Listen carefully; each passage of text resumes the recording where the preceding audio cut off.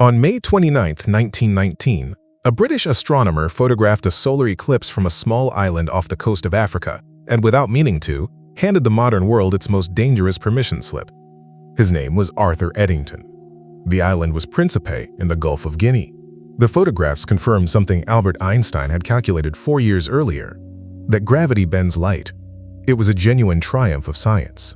A measurement so delicate it required a total eclipse to make, and it came back exactly as the equations predicted. The newspapers ran the story in November. The Times of London led with the headline, "Revolution in Science, New Theory of the Universe, Newtonian Ideas Overthrown." That word, overthrown. Einstein, a man with deep moral convictions and an old-fashioned faith in objective truth, was reportedly appalled at what happened next. The physics said nothing about morality. The physics said nothing about whether right and wrong were real. The theory of relativity was a description of how mass and energy behave in space-time, not a license to conclude that everything was up for grabs. But the popular imagination doesn't read physics papers. It reads headlines. And the headline said overthrown. And if Newton had been overthrown, if space and time, the most solid things in the universe, turned out to be relative, then surely, the thinking went, everything else was too. Truth, good and evil, standards, tradition, the whole inherited furniture of civilization. Paul Johnson opens his history of the 20th century, modern times, with precisely this moment. Not because Eddington did anything wrong, but because the distance, Johnson shows, from that one misread headline to the ideological catastrophes of the century that followed, the gulags, the gas chambers, the systematic dismantling of everything that had taken 4,000 years to build, is shorter than any of us would like. The record shows it has a beginning, it has a mechanism, and once you can see the mechanism, something changes. You stop feeling like you're losing your mind, and you start reading the present the way a doctor reads a set of symptoms, not with despair, but with the particular calm of someone who finally knows what they're looking at. That's what this video is for. Here's something worth naming before we go further. There's a particular experience that a certain kind of person has been having with increasing frequency, with increasing intensity, and it goes something like this. You watch someone with a credential, a platform, an institutional title tell you something that is plainly wrong. Not complicated, not nuanced, wrong. And the room applauds. The panel agrees. The chyron confirms it. And you notice, and you say something, and you are immediately classified, not as wrong, but as dangerous, not as mistaken, but as the problem. And somewhere in the back of your mind, very quietly, a question forms. Not are they wrong? You already know the answer to that. The question is, how did they get this authority? Who gave it to them? And why does everyone keep handing it over? That question deserves a real answer. Not a political answer, not a tribal answer, a historical one. Because this is not new, and the record shows exactly how it happened. For most of Western history, more than 1,000 years, the people who held the authority to tell you how to live, what was right, what was wrong, what the good life looked like, were the clergy, priests, bishops, monks, the institutional church. Now, that system had real failures, documented ones. The corruption of individual clergy, the political abuses of institutional power, the distance that sometimes opened between what was preached on Sunday and what was practiced on Monday. These are not inventions of the Enlightenment, they are facts of the record. But here's what the system also had, and this is the part that gets left out of the story we've inherited. External constraint. The priest operated inside a structure he did not invent and could not unilaterally revise. Scripture. Canon law. The accumulated tradition of councils and commentators stretching back centuries. His congregation, who had their own relationship to the same source material and would notice if he wandered too far from it. A hierarchy above him. A community around him. Accountability that was real, however imperfect. The system was imperfect. But the imperfections had a check. What happened, beginning in the late 18th century, was not merely that some people lost faith. It was something more specific than that. Johnson documents it in Intellectuals.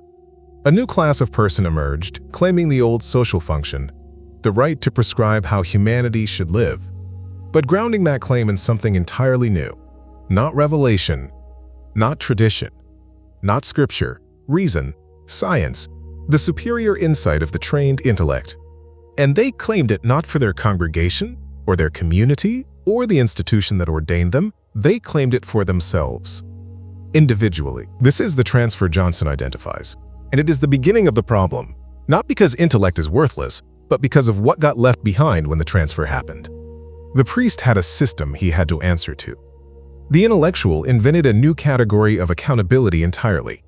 He would answer to history, to posterity, to the judgment of generations not yet born, which, in practice, means he answered to no one at all. There is a man who makes this visible with almost painful clarity.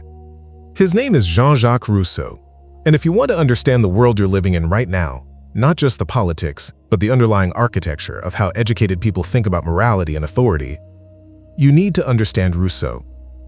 Johnson begins intellectuals with him. Not arbitrarily, Rousseau was the man who argued, with tremendous eloquence and enormous influence, that human beings are naturally good, that children should be raised in freedom rather than constraint, that the emotions are a more reliable moral guide than inherited rules, and that society, with its institutions and its hierarchies and its traditions, is what corrupts the natural goodness we are born with. These ideas did not stay in books. They became the intellectual DNA of the French Revolution, of romantic individualism, of progressive education, of the therapeutic culture that replaced moral culture in the 20th century. The line from Rousseau to the school counselor who tells your grandchild that their feelings are always valid and that external standards are a form of oppression is not a metaphor. It is a documented line of dissent. Now, here is the fact that Johnson presents in Intellectuals, not as gossip, but as methodological evidence.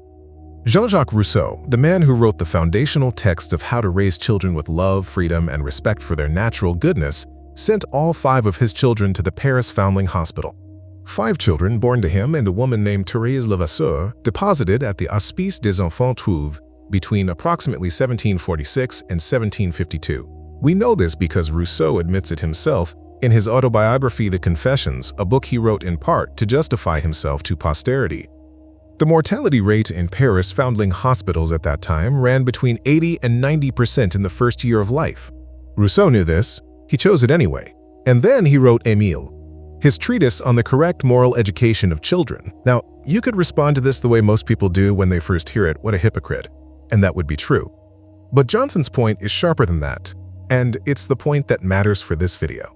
The hypocrisy is not the discovery. The discovery is what the hypocrisy reveals about the structure, because Rousseau did not think of himself as a hypocrite. He thought of himself as the exception. His ideas were correct. He was certain of that. And a man of his caliber, his sensitivity, his importance to the future of humanity, could not be held to the ordinary standards of ordinary fathers. He was accountable to something larger, to history, to the cause. He wrote this down, he said it plainly. In the Confessions, he argues that sending his children away was actually in their best interests, that they would be better raised by the state than by a man of his unusual situation and genius. This is not hypocrisy in the ordinary sense. This is the structural defect made visible. The intellectual, accountable only to his own sense of history, can always find a reason why the rules he prescribes for others do not apply to himself. Not because he is uniquely corrupt, but because the role he has claimed for himself carries no mechanism that would stop him from doing exactly that. The priest who strays can be censured, removed, excommunicated. There is a structure above him. There is a community around him. There is a text he claims to represent that his congregation also has access to. The intellectual who strays answers to posterity. And posterity, conveniently, is not here yet. You might think this is one man, an unusual case, a famous eccentric. The record shows it's a template. Johnson works through it in Intellectuals with a patience that is devastating in its accumulation. Each chapter is a different thinker, a different century, a different domain, but the same structural defect running underneath. Karl Marx, the man who made the working class the moral center of history, who argued that the liberation of labor was the great cause of the age, who claimed to speak for the poor, the exploited, the dispossessed. Johnson documents that Marx, in the course of his adult life, never visited a factory, never held a manual job for more than a few weeks. He had a household servant, a woman named Helene de Muth, who worked for the Marx family for decades.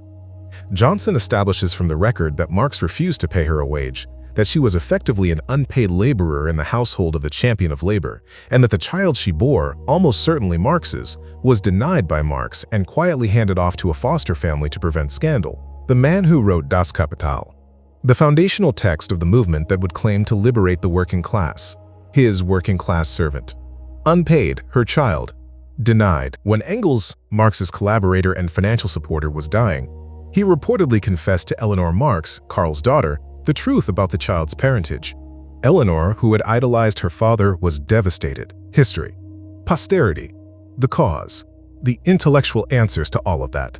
And in answering to all of that, he answers to nothing close enough to stop him on a Tuesday afternoon. Then there is Jean-Paul Sartre, the man who defined existentialist freedom, the idea that you are entirely responsible for what you choose to be, who argued with particular force that self-deception, what he called bad faith, was the deepest form of moral failure, who positioned himself as the conscience of the European left, the intellectual who would not look away from uncomfortable truths.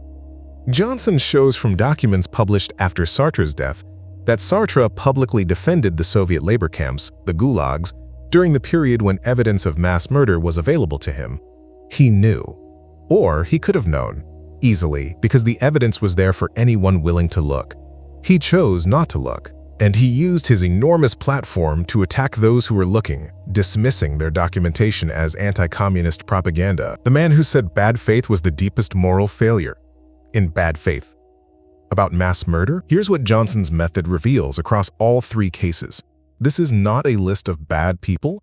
This is a pattern and a role. Each of these men claimed the authority to prescribe how others should live. Each grounded that authority in his own intellect, his own sensitivity, his own superior grasp of the direction of history. And each, in his own private life, in the decisions he made when the prescriptions met the reality, exempted himself from the constraints he placed on everyone else, not once. Not as an aberration, as a consistent structural feature of the role itself. There is a question hiding inside all of this, and it's the one we haven't answered yet. Because you might say, fine, these men were frauds. But fraud isn't new. Priests were frauds too. What made this transfer of authority so much more dangerous than what it replaced? We'll get there. But first, let's go back to that eclipse. What Eddington photographed in 1919 was a physical fact. Einstein's equations confirmed. The bending of light by gravity. This is true. It was then, and it is now. What the newspapers did with it was something different. Revolution in science, Newton overthrown. Johnson's argument in modern times is that this moment, and the cultural misreading that followed it, provided a kind of civilizational permission. Not just for moral relativism in the abstract, but for a transfer of authority that had already been underway for 100 years.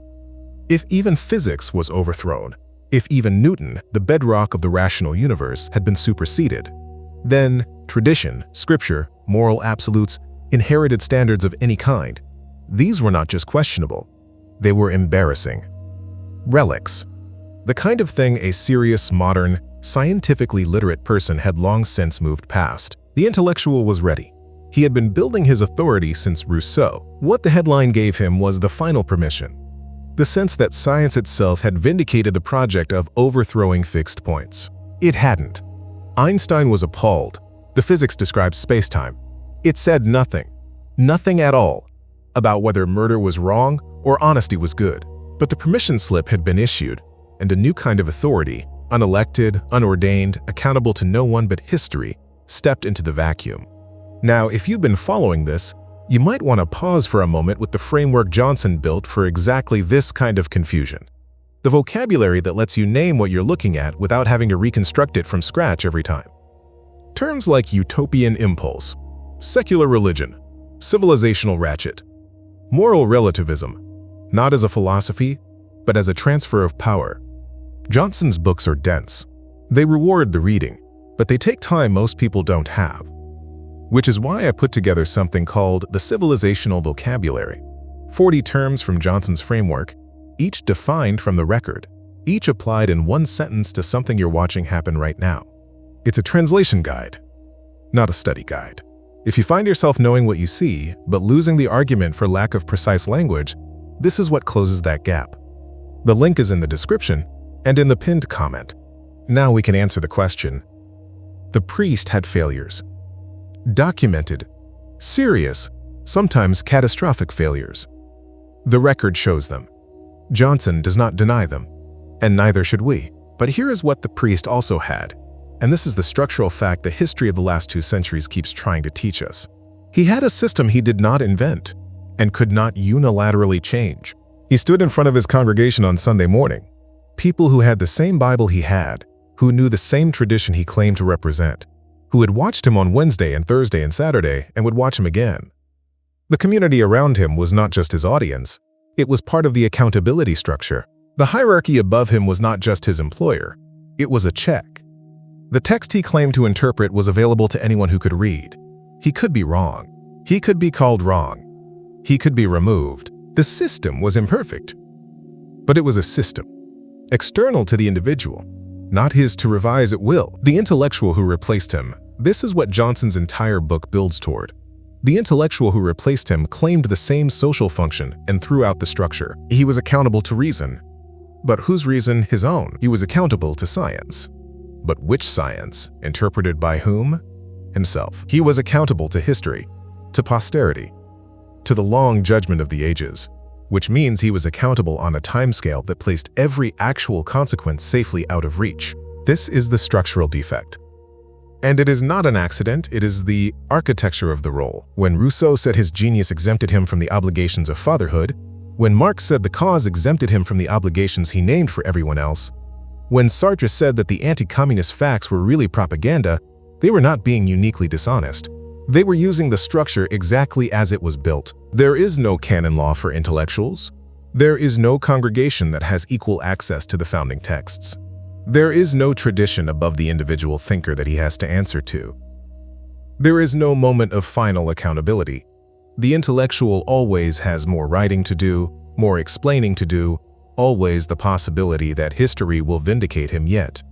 The priest, when he strayed badly enough, could be excommunicated, removed, judged against the very text he claimed to serve. The intellectual who strays simply writes the next book, explaining why the critics missed the point, why history will prove him right. Do you see the difference? This is not about the character of the individuals, this is about the structure of the role. The priest operated inside a system of external constraint. The intellectual abolished the system and called it progress. Now look at where you are. What happened in the last several years? This reading is mine, not Johnson's. He did not write about 2020 and 2026, but the logic of his framework applied here is difficult to escape. What happened is not new. What you watched was the same structure, operating the same way, with the same signature.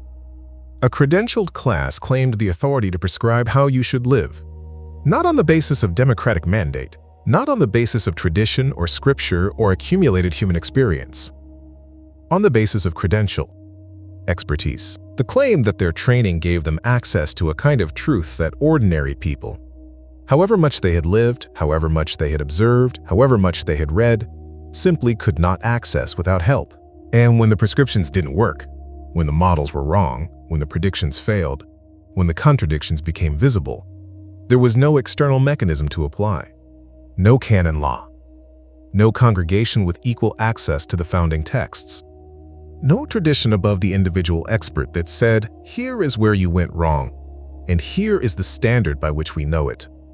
There was only the explanation for why the critics had missed the point, why the next dataset would vindicate them, why history again, always history, would prove them right. You watch this happen, and your instinct that something structural was wrong, not merely personal, not merely political, your instinct was correct. The record says so.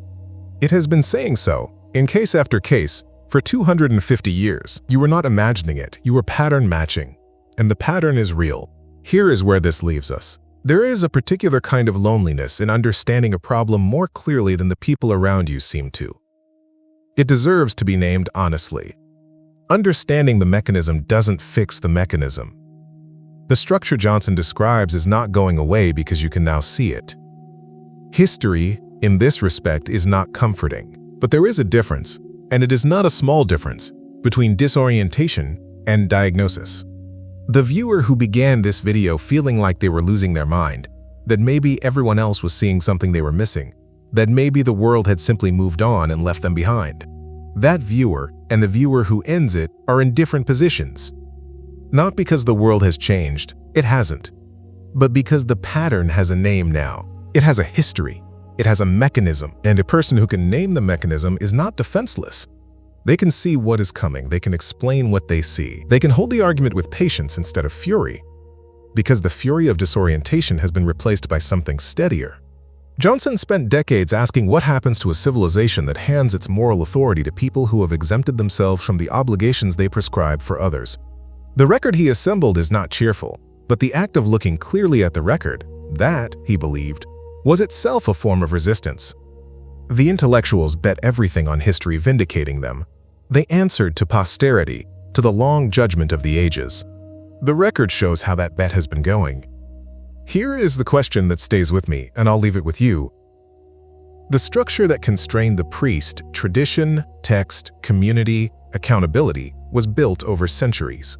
It took institutions and shared belief and the willingness of communities to hold their leaders to a standard they all recognized. The question isn't whether that structure failed sometimes. It did. The question is whether we understand what was lost when it was dismantled, and whether anything is being built to replace it. I don't think the record has answered that yet. Tell me, who is the intellectual, living, or historical you would most want to run through Johnson's method? Name them in the comments, and tell me what the record might show.